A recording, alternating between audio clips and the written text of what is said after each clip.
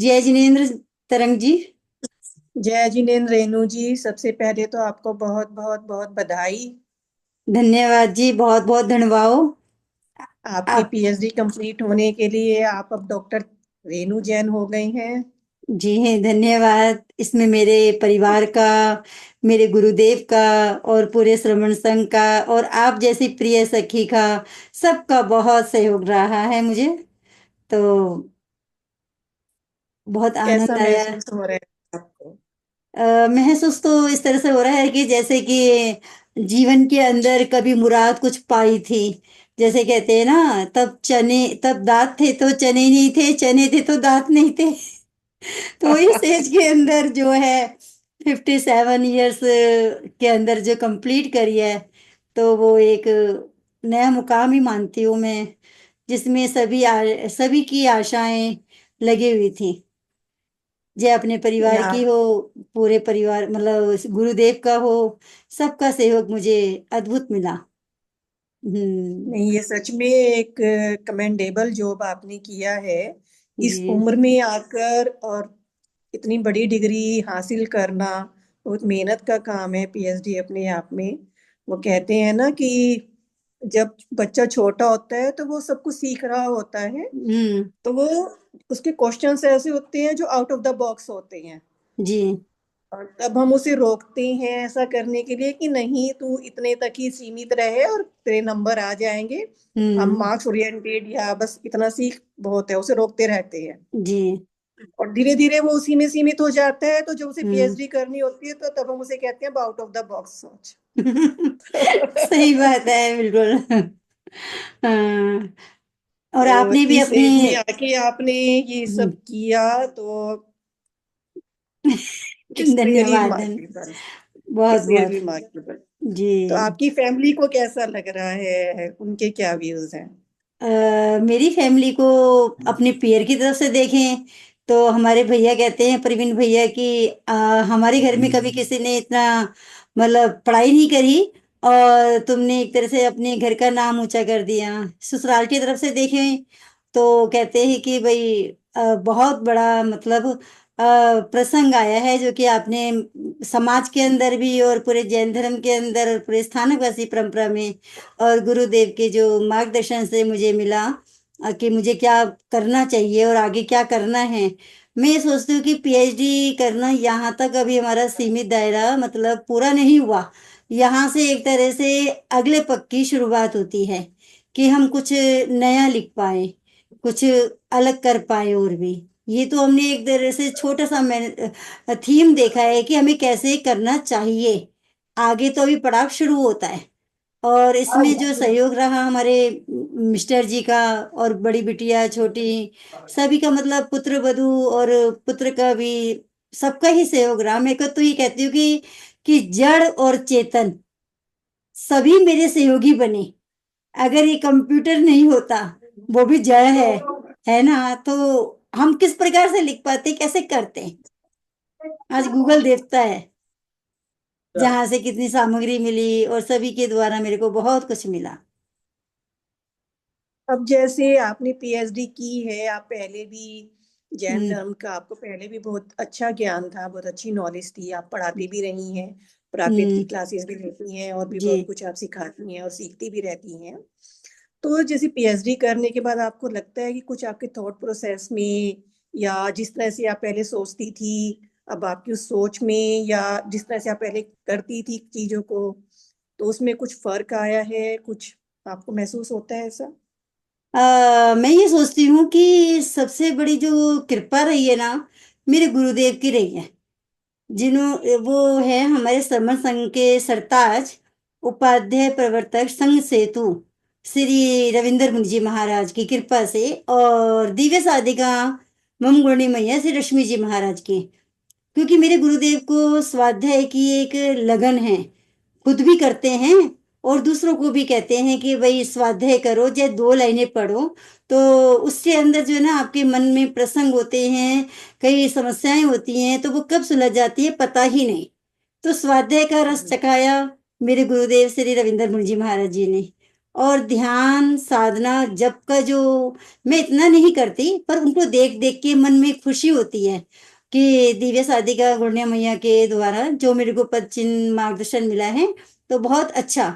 कहने को तो मैं दिगंबर परिवार की लड़की हूँ, और मंदिर में जाना इतना अच्छा लगता था कि मम्मी कहती थी कि स्कूल में जा रही है ना, तो मंदिर के दर्शन जरूर करना, और इधर स्कूल और इधर मेरा मंदिर। तो मंदिर तो स्कूल में तो बस्ता पटका और सीधे मंदिर में गए और दर्शन किए।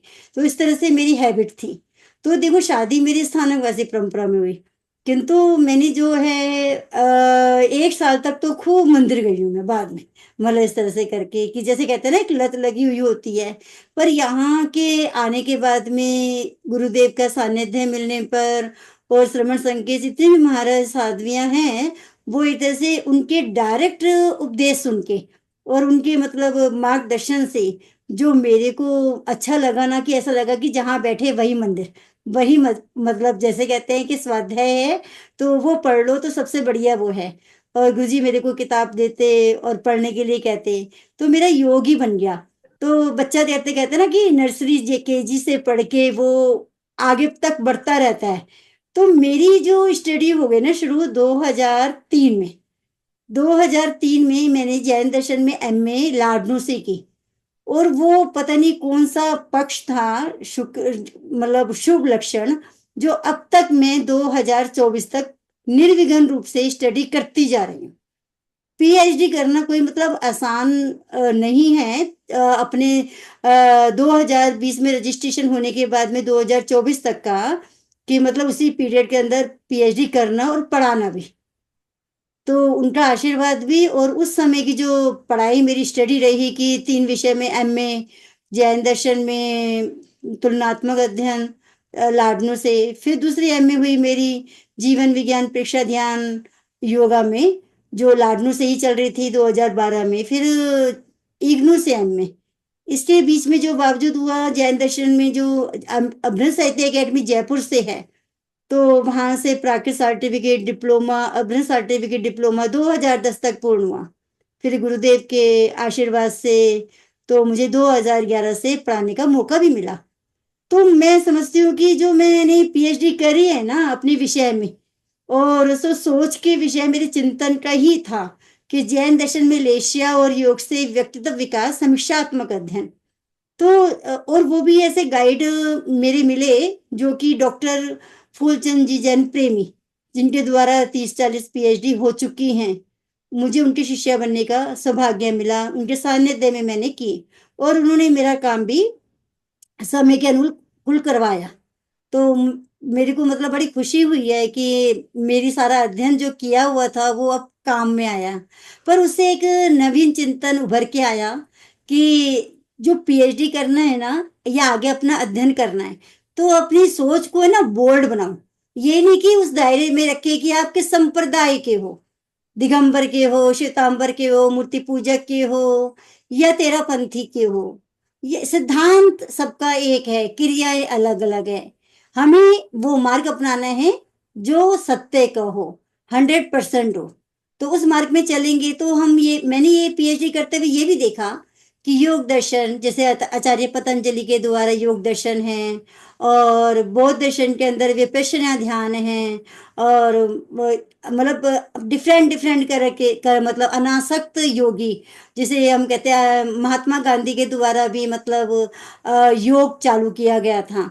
तो उनका अपना योग था कि अहिंसा का बल, वो भी हमारे जैन धर्म का ही प्रतीक था। क्योंकि उन्होंने जब इंग्लैंड गए तो बेचर दास मुनि से अंगीकार किए व्रत कि भाई मैं परिस्त्री का सेवन नहीं करूंगा, और मतलब मर्यादा पूर्ण जीवन रहेगा, शाकाहारी जीवन रहेगा। तो इस तरह से 3-4 प्रतिज्ञा ली, जो अंत तक पालन किया उन्होंने। तो जो बोल्ड होनी चाहिए ना अपनी सोच चिंतन, कि कोई भी गलत नहीं है, अनेकांत पक्ष को अपनाओगे तो वो किसी दृष्टि से ठीक कह रहा है। तो हमें सभी चीजों का संग्रह लेते हुए अपने चिंतन को निकालना चाहिए। अभी जैसे आपने गांधी जी की बात की, उन्होंने कुछ व्रत भी लिए मुनि जी। महाराज जी से। तो एक हम्म। अहिंसा व्रत की हम बात करते हैं जिसको उन्होंने फॉलो भी किया। हाँ तो जी। अहिंसा व्रत का जैन धर्म में क्या महत्व है, या आप उसे कैसे देखते हैं जैन धर्म के कोई हिसाब भी से? धर्म है ना, अहिंसा को अपनाता ही है, जो किसी रूप में अपनाए है। पर हमारा जैन धर्म जो है ना, वो इतना सूक्ष्म है, जो कि मन से, वचन से, काया से भी अगर हमारे मन में भाव उत्पन्न हो गया कि इसका बुरा हो, तो हमारे कर्म वही बन जाएंगे। तो यानी हमने भाव हिंसा कर ली। पर किसी भी धर्म के अंदर है ना, उस भाव हिंसा को देखा नहीं है। देखा है तो वहां तक देखा है जहां तक प्राणी मात्र के लिए नहीं है वो। जैसे हम कहते हैं कि त्रस्ताए जीव, पृथ्वी काय, अपकाय, तेवकाय, वनस्पति काय और त्रस्त, ये त्रस्ताई के अंदर हमारा बेंद्रिय तेंद्रिय आ जाता है। आदि आप भी मतलब जैन दर्शन के बहुत बड़े मतलब जिज्ञासु और जानकार हैं, तो आपको काफी नॉलेज है। तो जहाँ पृथ्वी काय में भी जीव मानते हैं और अपकाय में भी मानते हैं यानी पानी में, जिस प्रकार से बताया कि एक बूंद पानी में 36,450 जीव होते हैं।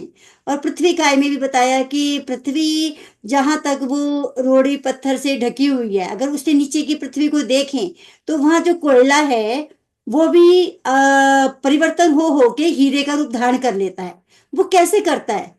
तो उसके अंदर जीव है तभी तो वो बढ़ता है, क्योंकि चेतना का लक्ष्य तो यही होता है कि बढ़ना, करना और पचय अपचय करना। माना वो शरीर का लक्षण है, पर तब तक जीवात्मा उसमें मिक्स नहीं होएगी, पुद्गल का समावेश नहीं होगा जीवात्मा के साथ में, तब तक वो क्रिया नहीं कर सकता। संसारी जीव तो हर कोई दोनों से जुड़ा हुआ है। तो वो सूक्ष्म जो जी जी। भाव है ना, भाव मतलब हिंसा करना, तो उस भाव अहिंसा के द्वारा हम किस प्रकार से अपने कर्मों की निर्जरा करें और अपनी लेशियाओं को शुद्ध करें, वो सबसे बड़ी मतलब हमारी प्रगति है। जैसे कहते हैं 14 आपने पूर्ण सालों अभी में चढ़ने की।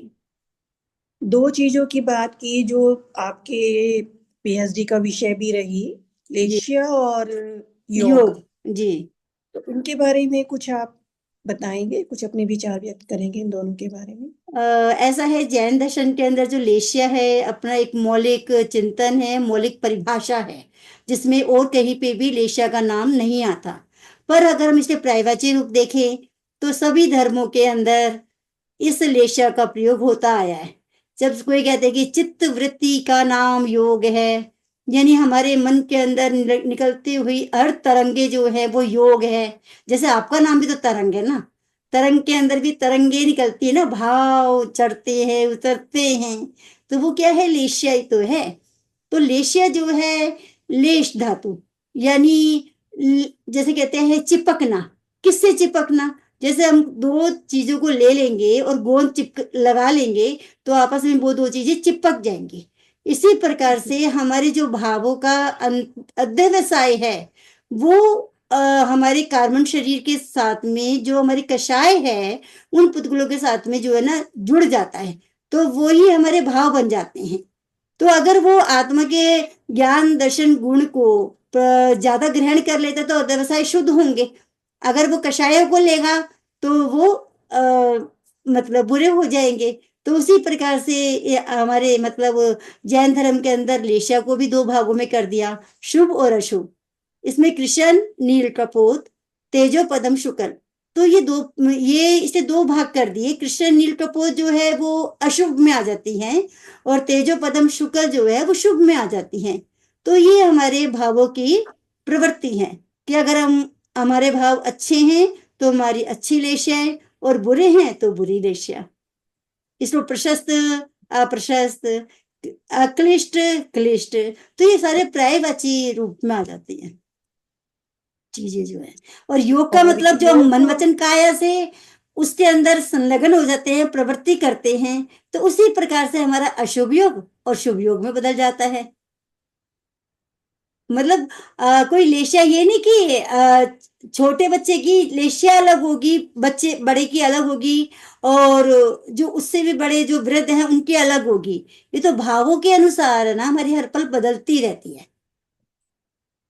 और सभी 6 लेशियाएं सभी मनुष्य की हो सकती हैं। सभी में जी, मतलब उन मनुष्यों में तो होती होती है। सब नारकी तिर्यंच और सभी मतलब बेंद्रिय तेंद्रिय सभी जीवों में है, चाहे कीट पतंगे आदि क्यों ना हो। पर ये होती है कि जी उनमें इनकी प्रबलता ज्यादा होती है, किसी में प्रबलता कम होती है। वही विजिबिलिटी की बात हो जाती है कि दिखाई कहाँ ज्यादा दे रही है वो चीज। जी, वो दिखाई भी जो देती है ना, वो एक तरह से भावलेशा दिखाई नहीं देती, उसको हम अनुभव कर सकते हैं। किंतु द्रव्यलेशा हमेशा प्रत्यंग वैसी रहती है। किंतु द्रव्यलेशा और भावलेशा का जो है संपर्क हमेशा आपस में एकजुट रहता है। अगर आपको देखो गुस्सा आ रहा है तो आपकी जो थ्योरी होगी ना, वो हो जाएगी ऐसे, या ऊपर हो जाएगी, इस तरह से करके सोचोगे। तो उस समय आपके भाव जो हो रहे हैं वो क्लिष्ट वाले आ रहे हैं। पर जरूरी नहीं कि अंदर से भी वो क्लिष्ट वाले भाव हैं। क्यों? क्योंकि आप बच्चे को समझा रहे हो, तो इसलिए आप अपनी त्योरी दिखा रहे हो। अंदर से तो भाव अच्छे है ना कि बच्चा अपने लाइन पे आ जाए। जी तो असली तो है ना भाव, भावना भवनाशिनी। तो हमारे भाव जी कैसे हैं? भावनाओं का बहुत महत्व है जैन धर्म में, कि जी। आपकी भावनाएं कैसी हैं उस पर डिपेंड करता है कि आप किस तरफ हम्म। जा रहे हैं, जी। पुण्य की तरफ या पाप की तरफ। तभी कहते हैं ना, सिनेमा में जाने वाला व्यक्ति भी जो है ना, मन से जो है, अगर उसका धर्म के प्रति आकर्षण लगा हुआ है, या सोच रहा है कि मैं अपना टाइम ऐसे वेस्ट कर रहा हूँ, काश मैं मंदिर में या स्थानक में गुरु दर्शन कर रहा होता तो कितना अच्छा होता। तो वहां उसकी लेशा शुद्ध है, वहां होते हुए भी। तो इसी प्रकार से जो हम्म इस मनुष्य है ना, गुरु जी के पास में भी बैठा हो या मंदिर में भी दर्शन कर रहा हो, भाव उथल पुथल हो कि अरे ग्राहक आएगा और उसको मेरे को ये सामान देना है, मैं तो कहाँ फंस गया, तब तक ये पूजा खत्म नहीं होगी तो मैं जा ही नहीं सकता। तो वहां उसके अंदर के भाव क्लिष्टता की ओर जा रहे हैं। तो वो वाली बात है। चलिए, आपसे बात करके बहुत अच्छा लगा, बहुत कुछ हम्म। आपने बताया हमें अपनी पीएचडी के बारे में भी और धर्म के बारे में भी। तो आगे भी आपसे जुड़े रहेंगे और बात करते रहेंगे, कुछ ना बिल्कुल। कुछ सीखते रहेंगे। हम सबकी तरफ से आपको बहुत बहुत शुभकामनाएं। आप धर्म के मार्ग पर ऐसे ही बढ़ते रहें। जय और जिनेन्द्र, आपने भी नमो मुझे बहुत जिनानंद। अच्छा समय दिया, और इस प्रकार से मेरे अनुभव को शेयर किया आपने, और प्रोत्साहन किया। तो मैं भी आपका बहुत बहुत साधुवाद मानती हूँ। और जय जिनेन्द्र, नमो जिनानम। आप साक्षात मिले तो इससे और भी खुशी होगी। हाँ, जय गुरु। जरूर। नमो जय जिनानम, जय नमो जिनेन्द्र।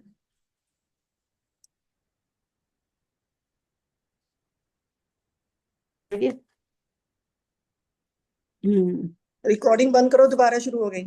दोबारा हो गई। हाँ।